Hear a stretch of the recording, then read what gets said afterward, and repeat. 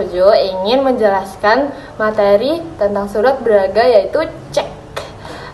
Perkenalkan, nama saya Michelle Angelika. Saya Francisca Deluis. Saya Cinta Nurimani. Cek adalah surat perintah tanpa syarat dari nasabah, penarik atau penerbit cek kepada bank untuk membayar sejumlah uang tertentu kepada pemegang cek atau penerima.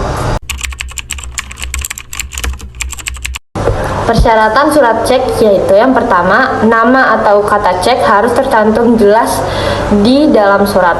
Yang kedua, perintah tidak bersyarat. Perintah untuk membayar harus tegas dan tidak mengandung syarat. Yang ketiga, jumlah uang yang pasti. Nominal uang yang harus dibayarkan harus tertera dengan jelas. Yang keempat, nama bank. Bank yang dituju untuk melakukan pembayaran harus disebutkan. Yang kelima, tempat pembayaran. Tempat di mana cek dapat ditukarkan menjadi uang tunai harus ditentukan. Yang keenam, tanggal dan tempat penerbitan. Kapan dan di mana cek tersebut dibuat harus dicantumkan.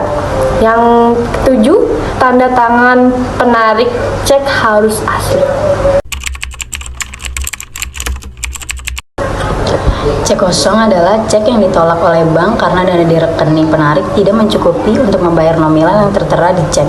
Penarikan cek kosong dapat berakibat hukum, antara lain yaitu yang pertama, sanksi administratif, yaitu berupa daftar hitam dari Bank Indonesia yang dapat mempersulit penarik untuk membuka rekening atau memperoleh fasilitas kredit di bank lain. Yang kedua, tuntutan pidana berdasarkan pasal 308 KUHP tentang penipuan jika penarikan cek kosong dilakukan dengan iktikat baik untuk menguntungkan diri sendiri atau merugikan orang lain.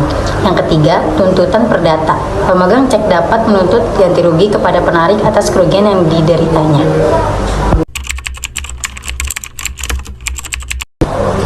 Beberapa jenis cek antara lain yang pertama yaitu cek atas nama, yaitu dicantumkan nama penerima pembayaran. Kedua, cek atas unjuk, tidak dicantumkan nama penerima sehingga dapat diuangkan oleh siapa saja yang memegangnya.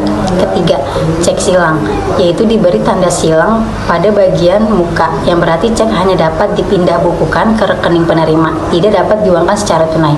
Keempat, cek mundur, tanggal pembayaran diundurkan dari tanggal penerbitan meskipun dalam praktik sering digunakan secara hukum cek seharusnya dibayarkan pada saat ditunjukkan. Pada dasarnya, cek adalah alat pembayaran, bukan jaminan. Namun, cek sering digunakan sebagai jaminan pembayaran di kemudian hari, misalnya dalam transaksi jual-beli dengan pembayaran bertahap. Meskipun demikian, perlu dipahami bahwa kekuatan hukum cek sebagai jaminan berbeda dengan jaminan yang diatur secara khusus dalam undang-undang, seperti gadai atau hak tanggungan. Surat cek bisa dipindah tangankan, tapi caranya berbeda tergantung jenis ceknya. Yang pertama, cek atas nama. Cek ini mencantumkan nama penerima pembayaran. Untuk memindah tangankan cek jenis ini, penerima pertama harus melakukan endorsement, yaitu menandatangani bagian belakang cek dan menyerahkannya kepada pihak lain. Dengan endorsement, hak atas cek berpindah ke pihak yang menerima endorsement tersebut. Yang kedua, cek atas unjuk. Cek ini tidak mencantumkan nama penerima.